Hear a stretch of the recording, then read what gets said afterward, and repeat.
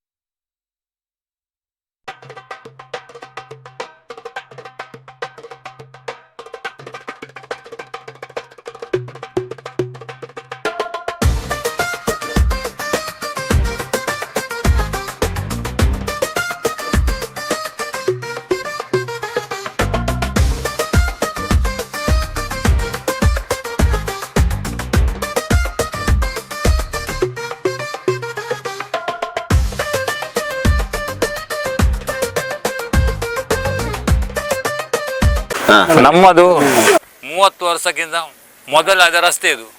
ಹೀಗೆ ಉಂಟು ವ್ಯವಸ್ಥೆ. ತುಂಬಾ ಜನ ನಾವು ಮನವಿ ಮಾಡಿದ್ದೇವೆ, ನಮ್ಮ ರಸ್ತೆ ಸರಿ ಮಾಡಿಕೊಡಿ, ಯಾರು ಹತ್ತಿರ ಬರಲಿಲ್ಲ. ಅದಕ್ಕೆ ನಾವು ಲಾಸ್ಟಿಗೆ ನಾವು ಈ ಸಲಾಮನ ಹತ್ರ ಮತ್ತು ವೈಭವನವರ ಹತ್ರ ನಾವು ಈ ಒಂದು ಹೇಳಿಕೆ ಕೊಟ್ಟಿದ್ದೇವೆ, ಹೀಗೆ ಒಂದು ವ್ಯವಸ್ಥೆ ಮಾಡಿ, ನಿಮ್ಮ ಬ್ಯಾಕಲ್ಲಿ ನಾವು ಫುಲ್ ಸಪೋರ್ಟ್ ನಿಮಗೆ ಇದ್ದೇವೆ ಅಂತ. ಮತ್ತು ಅದಕ್ಕಿಂತ ಜಾಸ್ತಿ ಏನು ಮಾತಾಡಲಿಕ್ಕೆ ಇಲ್ಲಲ್ಲ.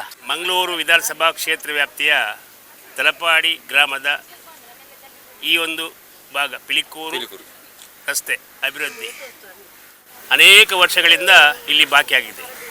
ಬಾಕಿ ಆಗಲಿಕ್ಕೆ ಕಾರಣ ಕೂಡ ಇದೆ. ಯಾಕಂತ ಹೇಳಿದರೆ ಇಲ್ಲಿ ನಮ್ಮ ಪ್ರತಿನಿಧಿಗಳು ಆಯ್ಕೆ ಆಗಲಿಲ್ಲ. ಯುಟಿಕಾದರದ್ದು ಆಸೆ ಅಂತ ಹೇಳಿದರೆ ಹಂಗಂತ ಹೇಳಿದರೆ ಎಲ್ಲಿ ಪ್ರತಿನಿಧಿಗಳು ಜಾಸ್ತಿ ಇದ್ದಾರೆ ಅಲ್ಲಿಗೆ ಅವರ ಹಣವನ್ನು ಮಂಜೂರುಗೊಳಿಸಿದ್ದಾರೆ. ಕಡೆಗಾದರೂ ನೀವು ಇಷ್ಟು ಜನ ಸೇರಿದ್ದೀರಿ, ಭಾಳ ಸಂತೋಷ. ಖಂಡಿತವಾಗಿಯೂ ಯುಟಿಕಾದರ ಈ ರಸ್ತೆಯನ್ನು ತಡೆ ತನಕ ಅವರು ಮಾಡಿಕೊಡ್ತಾರೆ ಎಂಬ ಭರವಸೆ ನಮಗೆಲ್ಲರಿಗಿದೆ. ಅದು ಖಂಡಿತವಾಗಿ ಮಾಡ್ತಾರೆ.